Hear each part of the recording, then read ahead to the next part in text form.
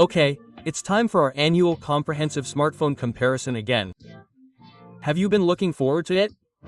Many of you should remember our big comparison from last year, right?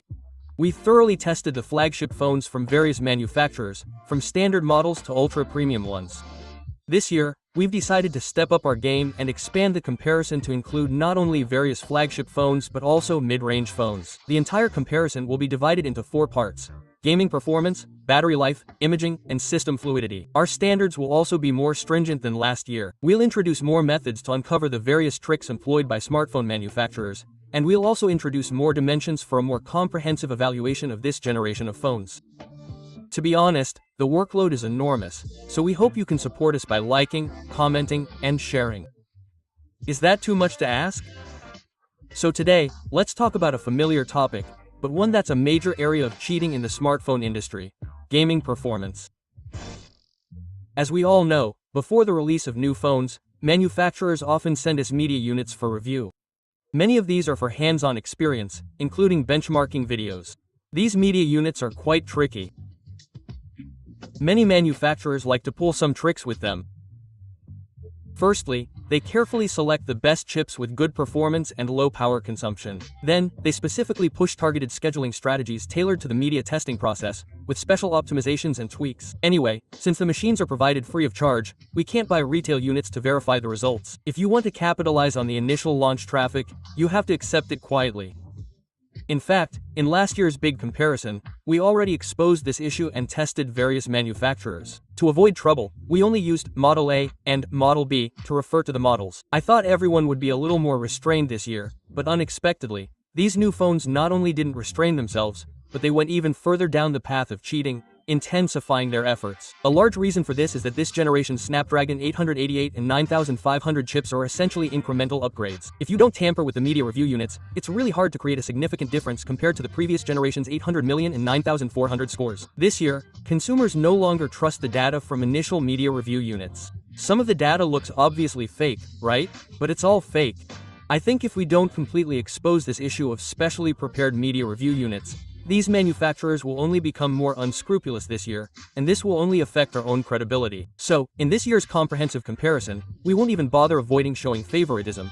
We'll directly name which manufacturer did what and compare, in a straightforward manner, how much difference there is between the media review units and the retail units sold to consumers. Let's reveal the answer. First, there are a very small number of manufacturers that didn't use any special optimizations for their media review units, and that's Apple's iPhone. In fact, because of the continuous optimization of the iOS 26.1 and 26.2 systems, you can see that the frame rate and power consumption of the newly tested retail units are generally even better than the media review units sent out at the time. Of course, you could also say that the initial release of the 26.0 system was too buggy. Anyway, Apple is indeed relatively honest in this regard. However, almost all the participating Android manufacturers have completely failed. Because the resolutions used for initial testing varied among manufacturers, we won't compare different manufacturers horizontally here. We will compare them uniformly later. But I want to say that, without exception, everyone is cheating with special optimizations. No one is innocent. For example, the FX9 series equipped with the Dimensity 9500, the media review unit could run at full frame rate at a resolution of over 900p, while the retail unit couldn't reach full frame rate, dropping to just over 50 frames. VO isn't much better. Although the retail unit can also approach full frame rate at over 700p resolution, its power consumption is 1.3 watts higher than the media review unit. A difference of 1.3 watts in power consumption for a machine consuming over 5 watts is incredibly significant, showing how outrageous the special optimizations for the media review units are. On the Qualcomm side, for brands like OnePlus, you have to look at the hardware. The OnePlus 15, with its 850 million units, had media review units that lasted 30 minutes at full performance, while retail units only lasted 15 minutes. This is considered a relatively small difference, because it was the first one released, so there was no reference point for comparison. However, later flagships like the S6 and S6T also had significant performance boosts in media review units. In fact, for the S6T, we waited until after its release to test a retail unit before doing our review. Comparing the power consumption will show you how drastic this performance boost was. The iQOO 15's performance boost is even more significant than the OnePlus 15. Not only is the frame rate the same as the OnePlus 15, dropping after only 15 minutes, but the power consumption is also much higher than the media review unit. Xiaomi's situation is more complex. For the 3 devices in the 17 series, the initial media review units had their VRS, variable rate shading, forced on and couldn't be turned off, sacrificing image quality to improve performance. We already warned everyone about this in our initial review video. After launch, they finally allowed users to turn off VRS, but the retail units tested significantly worse than the media review units, with a lower performance level and higher power consumption. The Redmi K90 Pro Max is one of the few devices with a less significant performance boost, but the standard K90 and Turbo 5 Max have very drastic performance boosts, with significantly lower performance in retail units. On the Honor side, the Magic 8 Pro retail unit not only has a lower frame rate but also consumes 1 watt more power, resulting in significantly more heat. The highly anticipated Honor Win is also not without issues. Although the retail unit's stable frame rate is still strong, the power consumption reaches over 8 watts, a surge of 1.7 watts. This heat causes the frame rate to be unable to maintain peak performance throughout, unlike the Media Review unit. In the later stages, due to overheating, the stable frame rate drops, so its 1% low frame rate is far inferior to that of the Media Review unit. As for Nubia and Red Magic, they are also repeat offenders. While the retail units offer decent performance, the power consumption is inevitably much higher. It's quite common for review units to have similar frame rates but significantly lower power consumption. This ultimately translates to a huge difference in body temperature. Viewers see your review, and they think, wow, the temperature is acceptable. But then they buy it and find it overheats terribly, completely different from the review. This happens far too often. Furthermore, some people may have noticed that many later models exhibit this kind of performance tweaking even more severely than earlier models. This brings us to why manufacturers choose to tweak review units. For example, manufacturer A launches a new platform first. After we test A's performance, the leaders at manufacturer B see our results and give their engineers this demand. Your machine's performance must be better than A's. We won't accept anything worse. The leaders themselves might not even intend to cheat. They're just overly confident in their team, believing their capabilities are superior, and thus issue this directive. But even the strongest engineering team has to obey the laws of physics. Using the same chip, unless A's tuning is terrible, how can B necessarily outperform A? Ultimately, the engineers can't meet the leaders' KPIs without cheating, so they naturally resort to performance tweaking. Then, C's leaders see this and think, hey, how did B become so powerful? If they can do it, why can't we? Quote, "We must outperform BC's engineers are helpless. Since others are cheating, they have to cheat too to keep up." So, it might start as slight tweaking, but later manufacturers are never content to lag behind earlier ones, so the degree of cheating keeps escalating, eventually becoming incredibly severe. Therefore, I'm taking this opportunity in this program to raise awareness about the cheating in review units and urge major mobile phone manufacturers to seriously focus on proper tuning and stop wasting energy on these dishonest practices.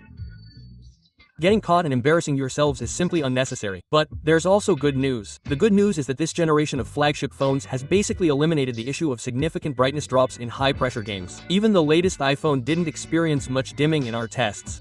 Or, to put it another way, at least in our 300 nit test environment, no phone dimmed to a degree that we could perceive. It seems this minor issue has essentially disappeared. So, to get back to the main topic, which phone had the best mobile gaming performance and the best power efficiency and heat control over the past year? Let's start with a newly released game that hasn't yet been added to various whitelists, Arknights, Enfield.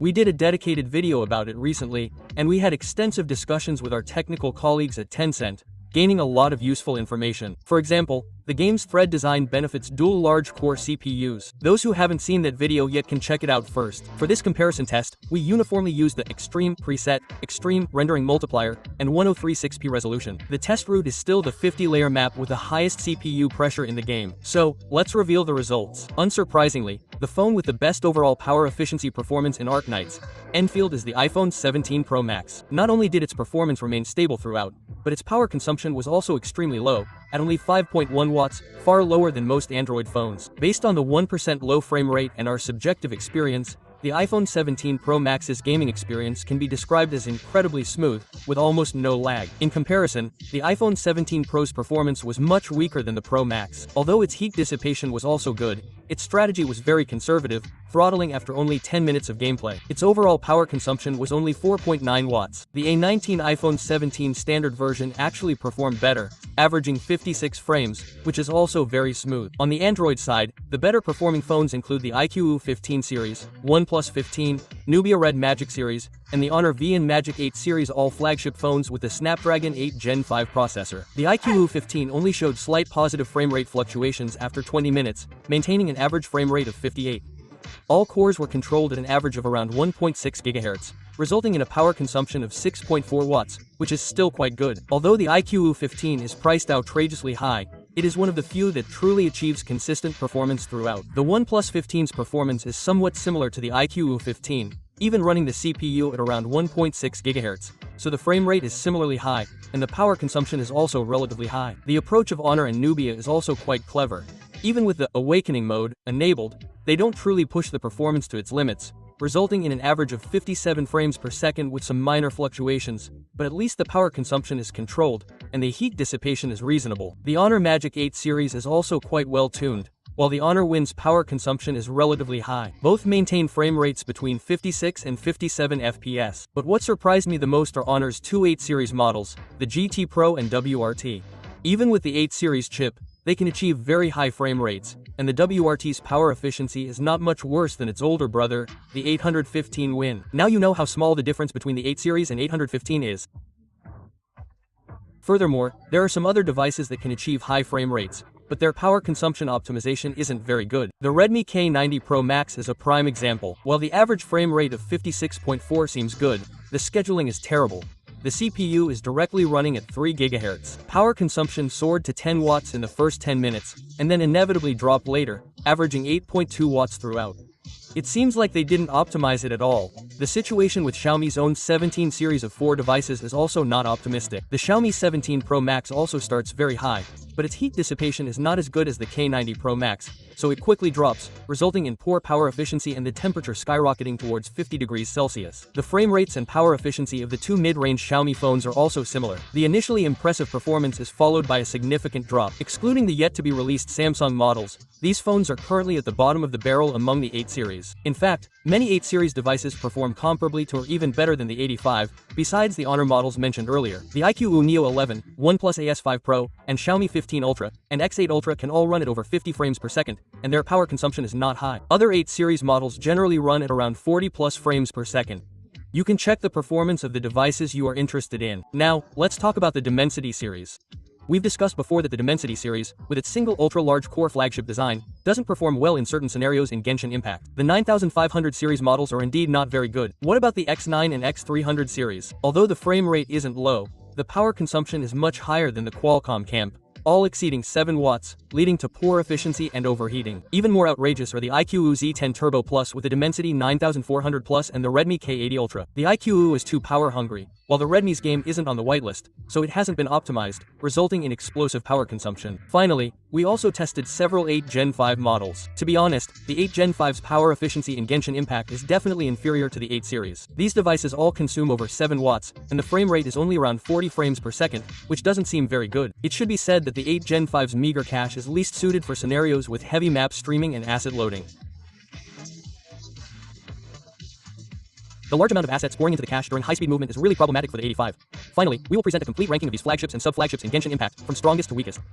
I wonder if it meets your expectations. As a new game, I think Genshin Impact has caught some manufacturers off guard. Now, these Android manufacturers are extremely reliant on the whitelist mechanism, and we're only testing popular games. If you're playing games that aren't on the whitelist, then don't expect these devices to perform well. So, next, we'll test a mobile game that's definitely on the whitelist, Ming Dynasty. The 3.1 version of Ming Dynasty Asterisk is pretty good, and many players have returned to the game, but unfortunately, the game's load is still quite high. This time, we've updated the testing route, running along the Lahalo Loop on a motorcycle at full speed. This involves a lot of asset streaming, which is a difficult task for open-world games. On the Android side, we'll set everything to the highest settings, with 864p resolution and maximum quality. However, Ming Dynasty Asterisk on iOS limits the maximum resolution to only 718p, so you need to keep that in mind when making comparisons. But even with a lower resolution than Android, Ming Dynasty's performance on iOS is still not as good as on Android. The iPhone 17 Pro Max can't maintain a consistent frame rate throughout the entire test, averaging 57.2 frames per second, with a power consumption of 6.2 watts, which is a bit high compared to the 864p 815 model. However, the iPhone surprisingly achieved a power consumption of 6 watts in the game, which means the 17 Pro Max's heat dissipation is significantly better than previous iPhones. The other two more conservative iPhone 17 Pro and the standard version weren't so comfortable. They only reached 50 frames per second at 718p. Which is similar to some good mid-range Android phones. Ming Dynasty is developed based on the Unreal Engine 4, and Epic and Apple are courtroom acquaintances, so the poor optimization on iOS is to be expected, right? So, which devices perform best on Ming Dynasty? It seems to be the familiar few. Among the 815 flagships, the Nubia and Red Magic devices are the top performers, handling the game effortlessly while maintaining a power consumption of 5.6 watts, achieving a very good balance. Honor's performance is also very good. Both the Magic 8 Pro and W can handle the game without any issues, and so can iQOO. The iQOO 15 UTURA also achieved full frame rate in the game, and the 15 also achieved near full frame rate, while consuming very low power. It's quite good in terms of value for money among flagship phones. The performance of Xiaomi's flagship phones in the game wasn't as bad as some of the previous Chinese phones. After all, they were whitelisted. The Xiaomi 17 Pro Max and Redmi K90 Pro Max can both achieve near full frame rate while maintaining reasonable power consumption. However, the Xiaomi 17 Pro Max is limited by its poor heat dissipation. The K90 Pro Max's heat dissipation is quite good. The temperature is similar to that of the Redmi phones. However, it's widely known that the Snapdragon 8 Gen 2 doesn't show much improvement compared to the Snapdragon 8 Gen 1, and this is also reflected in the game's performance. Actually, many Snapdragon 8 Gen 2 models also perform very well, such as the Rome GT8 and the OnePlus S6, the Honor Word, including the iQOO Neo 11, and the X8 UTC HR and X200 Ultra. These two flagship imaging phones can also reach close to 60 frames per second in the game. The performance of the Dimensity 9500 X9 and the X300 series in the game is also quite good. Although not as good as some Snapdragon 8 Gen 1 models, they can also reach near full frame rate with relatively low power consumption. Even machines based on the Dimensity 9400, such as the Redmi 5 Max and the OnePlus S5 Pro Ultimate Edition, also have pretty good performance. But where there are good ones, there are also some not so good ones. For example, the OnePlus 15. The media test unit performed very smoothly, but the retail version now locks the frame rate after 18 minutes of playing, dropping to 45 frames per second. The experience is even worse than its own Snapdragon 8 Gen 1 models. The OnePlus S5 Pro and OnePlus 13T also have similar frame rate locking strategies, including the sibling brand Realme's GT8 Pro, which locks to 45 frames per second after 11 minutes of playing, even worse than the GT8. The Xiaomi 17 Pro, 17 Ultra, and the standard 17, these three Snapdragon 8 Gen 1 flagships don't perform very well either, dropping frames after playing for a while. Even more ridiculous is the Redmi K90, as a Snapdragon 8 Gen 2 flagship. After only 7 minutes of gameplay, the frame rate dropped to 30 FPS, then intermittently recovered to 60 FPS before dropping back to 30 FPS. Just look at this frame rate curve. What kind of performance is this? It's impossible for this game to run smoothly. Honestly, compared to its sibling, the K90P Max, the K90 seems like it wasn't even made by the same team. It's so terrible. We also tested other 8 series models, and you can easily see which ones are good and which are bad. However, the 8 series models didn't perform as poorly in Ming Dynasty as they did in Chinese Geography. 3 8 series models were able to maintain an average frame rate of over 58 FPS, and except for the S6T, the other two had relatively manageable power consumption. But regarding Ming Dynasty, the 85's performance isn't actually worse than the 8 series models. Compared to Chinese Geography, the Xiaomi phone's performance in Ming Dynasty is relatively poor. It will throttle after playing for a while, averaging less than 50 FPS. Finally, let's summarize the results for Ming Dynasty, so you can see how your interested model performed. And then there's our frequent guest in this program, Honkai Star Rail. The golden hour is still a peak of pressure for mobile games. However, Honkai Star Rail restricts the resolution to over 700 pixels on iOS devices and some 8 series models, as well as all 8 G5 models. We couldn't include these devices in the 981 comparison, so we tested them in 2 separate rounds. Now let's look at the high load test of the 981p. Unsurprisingly, the 2 top performing devices in Honkai Star Rail were the Red Magic 11 Pro and the Honor Magic. There's no miracle here. They just precisely control the CPU to the exact required level. The average clock speed is 1.4 GHz for the large cores and a little over 1.2 GHz for the medium cores, which isn't actually very high. Because the pressure is so high, the power consumption reaches 7.6 watts at this level, but the Red Magic can still manage it, and its frame rate can reach almost full speed. This is clearly optimized for the game. A gaming phone must prioritize gaming. However, Red Magic's performance wasn't perfect. Although the performance tuning was excellent, we encountered a frame drop issue during our testing of Honkai Star Rail. The touchscreen on the left and right sides of the 11 Pro was completely unresponsive, and we had to exit the game and restart it to resolve the problem. This generation of Red Magic uses a new touch solution, and there may still be areas that need optimization in the software. It seems like it needs further refinement. Honor's performance was also very good. Even without enabling the frame rate conversion, it could maintain a stable 60 frames per second for the first 25 minutes. After 25 minutes, there were some minor fluctuations, but the frame rate drops were very slight, as it still maintained 57 frames per second during that period. Over the entire 30 minutes, the average frame rate was 59.3 frames per second, with a power consumption of 7.8 watts. In terms of temperature, it was a bit borderline, but it did manage to keep it under control. Enabling Phantom Boost didn't really help with the later stable frame rate drops. Phantom Boost mainly improves the 1% low frame rate when the frame rate is capped at 60 frames per second, preventing the occasional stuttering. This kind of minor frame drop issue cannot be solved even if other companies boost it to 120 frames per second. The improvement in the early stages was very noticeable. The 1% low frame rate was almost at 60 frames per second, making it incredibly smooth. However, the problem with the 98p is that the power consumption is too high, so Phantom Boost automatically turned off after the device heated up. Overall, the performance of the in-game experience was very good, but I want to say that Honor's Phantom Boost stabilization is not a completely free technology. In our retail unit testing, enabling Phantom Boost introduced some latency. Unlike the latency we usually talk about with frame rate boosting, the latency in Phantom Boost mainly comes from triple buffering. You can see that when you drag the screen, Phantom Boost sometimes doesn't keep up with your finger movements.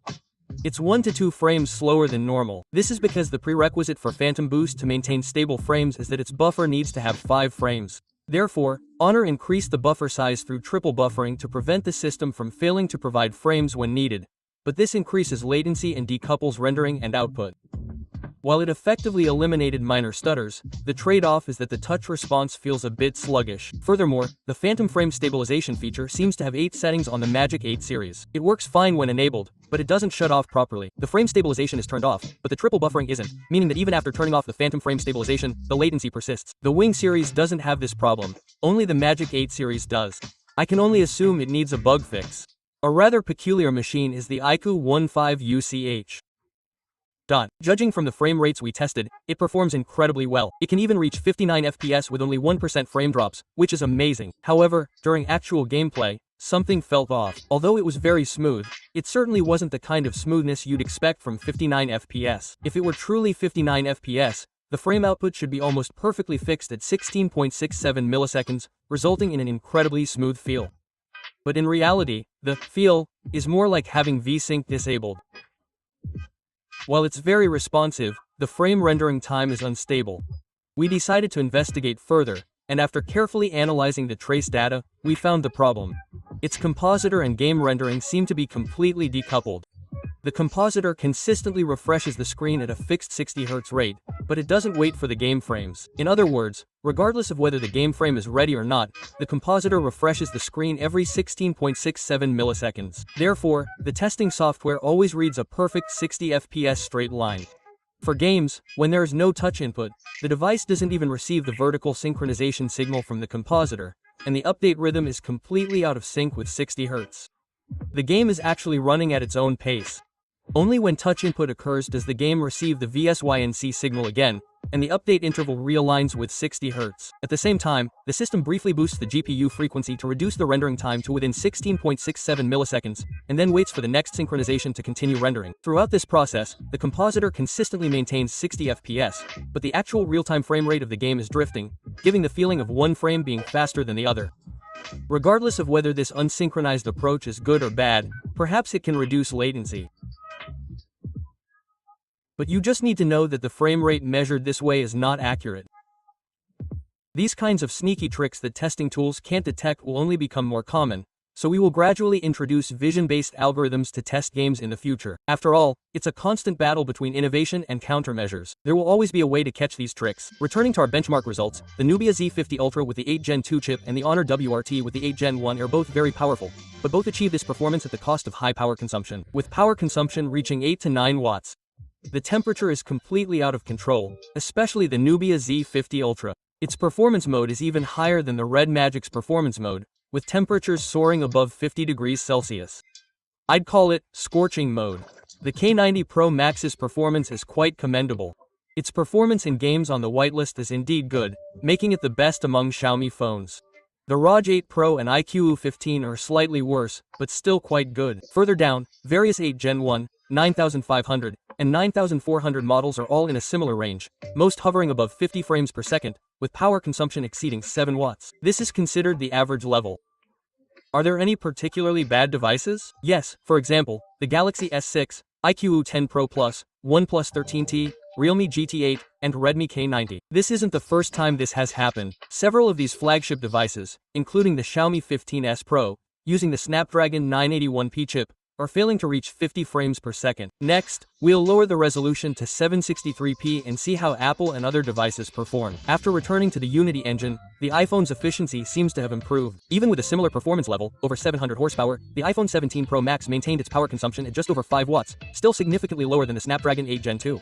The frame rate was basically stable throughout, indicating good performance. The standard iPhone 17 and 17 Pro showed more frame rate fluctuations, but were still relatively smooth. At a resolution of 700p, most contemporary Snapdragon 815, 9500, and 8 Gen 2, and even 3 mid-range Snapdragon 8 Gen 5 devices, can run almost flawlessly. However, there are a few disappointing exceptions, such as the Xiaomi 17 standard version, and once again, the Redmi K90, which both have very poor scheduling strategies. This time, in our Snapdragon test, we decided to conduct another round of rigorous testing at 30 degrees Celsius with 5G connectivity, using a setting where all devices can perform adequately at 700p resolution. Based on our self-built 5G core network, we believe we are the first to conduct a 5G gaming power consumption test. Now, under the 30 degrees Celsius 5G stress test, we can see if there are any differences in power consumption compared to normal temperature environments. As expected, a large number of devices failed in the high temperature environment. Only the strong ones survived. The iPhone 17 Pro Max lived up to expectations, maintaining nearly full performance even at 30 degrees Celsius with 5G. Compared to 25 degrees Celsius with Wi-Fi, there wasn't much performance loss. The further improvements in heat dissipation on this generation of iPhones are evident. The OnePlus 15 and S6, and even the 8-inch A Plus S6T, didn't show much throttling, including all the iQOO, Honor WI and RT, Red Magic, and Nubia phones tested, as well as some Redmi K90 Pro Max, Turbo 5 Max K80 Extreme Edition, including the FX8 UCHA and Romi Neo 8. It seems that these phones also performed relatively well in this demanding test.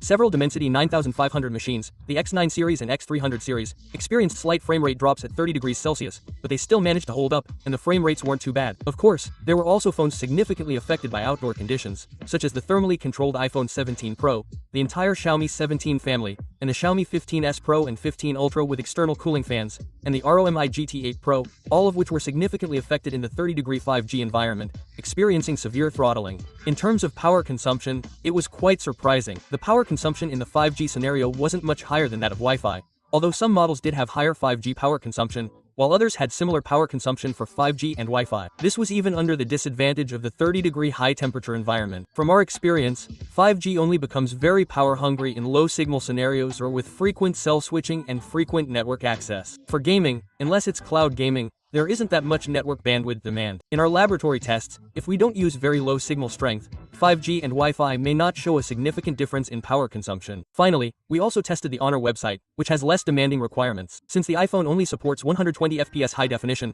we didn't compare it with Android phones set to 120 FPS. Let's look at how well the power efficiency control of various Android flagships performed. What I completely didn't expect was that the title of Strongest Power Efficiency King was taken by the Dimensity 9500 models from OV, Oppo and Vivo. Both the X9 and X300 series achieved a minimum positive power consumption of around 3 watts, and the OnePlus S5 Ultimate Edition and iQOO Z10 Turbo Plus, both 94 class models, also showed good power efficiency. In comparison, the power efficiency of major 8 series flagship models offers no advantage over the 8 series models. This is also very reasonable, as Qualcomm's low power efficiency in this generation has shown no improvement. It's important to note that because the load is low in mobile games, the screen's proportion of the overall power consumption is relatively high. Therefore, don't directly interpret the total power consumption as the chip power consumption. The smoothness of gameplay is mainly referenced by the L-score. If you play a lot of mobile games, you can also refer to our L-score test results when choosing a device. Besides performance testing, touch response is also a crucial aspect of gaming, right? How high is the touch latency on these flagship phones when playing games, and how responsive are they?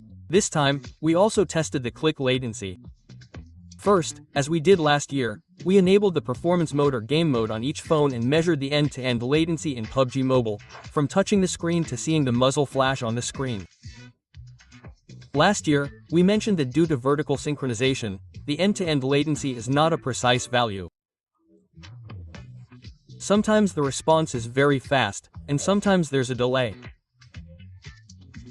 Therefore, our test involved many rounds to obtain an average value, and this time we also measured the standard deviation to see how stable the latency fluctuation range is. So, let's look at PUBG Mobile.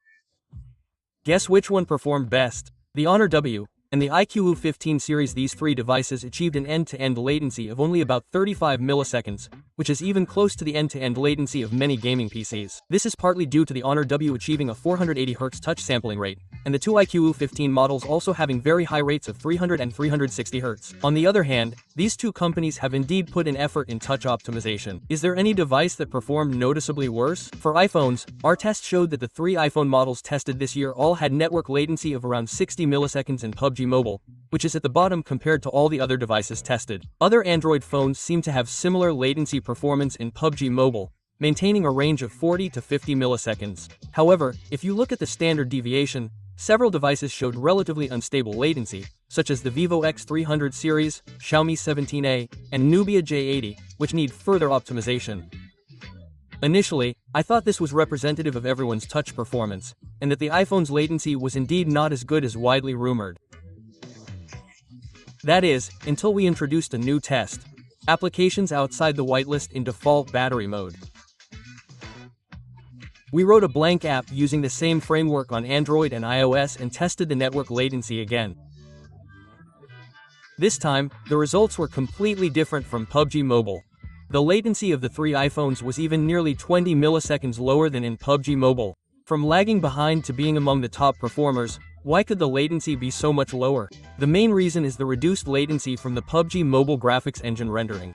In fact, it's not that the iPhone's latency is high, but rather that the iOS version of PUBG Mobile, or many iOS games, has high latency. Compared to the Android version, the rendering pipeline of these games in the iOS version has a major difference. They enable triple buffering, which causes additional latency. Apple's Mappy actually enables triple buffering by default. Although you can change it to double buffering, most developers don't prioritize low latency and just use the default setting. So why does Apple recommend developers use triple buffering despite the latency? We need to look at the advantages of triple buffering. As we mentioned earlier, it increases the frame buffer size by queuing an extra frame, preventing unstable frame output. Apple's iOS is always a visually consistent, animation-driven system. According to their philosophy, strict frame rate is more important than low latency. Anyway, when we tested with the blank app, the iPhone's latency performance was not as poor as in PUBG Mobile. How did other phones perform? Theoretically, testing our blank app with no graphics rendering should result in lower latency than even the peace mode, but in reality, the latency on most Android phones hasn't decreased at all, and some even have higher latency. This is because of the whitelist mechanism on Android. Android only enables more sensitive touch sensing when it detects an application on the whitelist.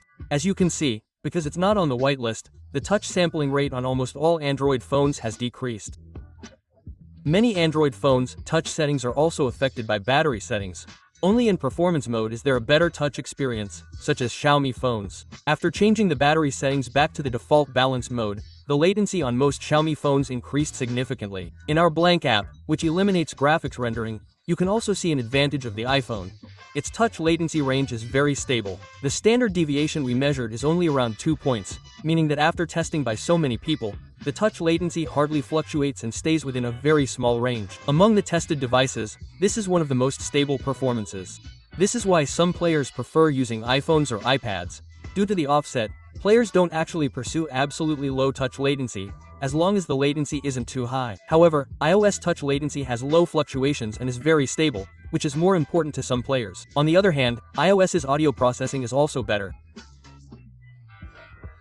This time, we had a technical exchange with the developers of Muse Dash.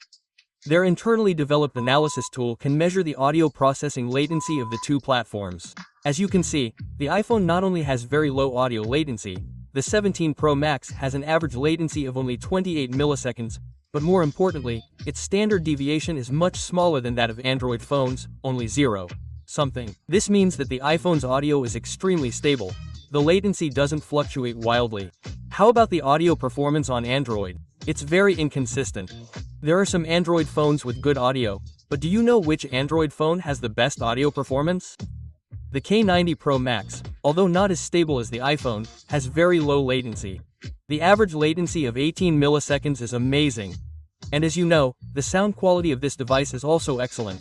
Its audio system is definitely well tuned. In fact, the performance of Xiaomi phones in general is quite good. The audio performance of the Xiaomi 17 series is also top-notch, including the two iQOO15 models and several flagship models from Honor. However, the poorly performing devices are really bad. For example, the O5 and X9 have nearly 90 milliseconds of audio latency. Can you even play games on these? Also, all the budget models from Oppo, except for the 15, don't perform well. Furthermore, many games might not even be on Android's whitelist, so players don't know whether the device's audio latency is stable and normal before buying an Android phone. Now you know why mobile gamers buy iPhones and iPads, right? Actually, we originally wanted to introduce a new latency test, sliding latency. A device with good click latency performance doesn't necessarily have good sliding latency performance, but measuring sliding latency is very troublesome. If you don't want to count manually, you need to develop a dedicated vision-based algorithm for measurement. We are already working on this, and we expect to use it in our next large-scale test. Our mobile game performance benchmark is now complete. How was it? Hopefully, you enjoyed it. For mobile gamers, which of the devices released in the past year is the most suitable for gaming? Let me summarize for you. First, on the Apple side, the iPhone 17 Pro Max is definitely highly recommended. It's the iPhone with the best gaming performance and heat dissipation in history. If your budget is sufficient, on the Android side, among the 815 flagship models, considering gaming performance and cost-effectiveness, I think the iQOO 15 and Honor Win are the most worthwhile. Of course, as you saw in today's review, the Snapdragon 815 didn't improve much compared to its predecessor, and the Dimensity 9500, it was given a chance, but it failed to deliver. So for those students with limited budgets, I think buying the $8 billion machine is the most cost-effective option. You just need to be careful and avoid some pitfalls, like the standard version of the K90, right? Of course, this video only covered gaming performance. We will be testing the battery life and overall smoothness of all these machines in future videos, so stay tuned. Alright, if you think this video was informative and helpful, please like, comment, save, share, and subscribe to our channel, Jike Tech. I'm Yoon Fei. Happy New Year!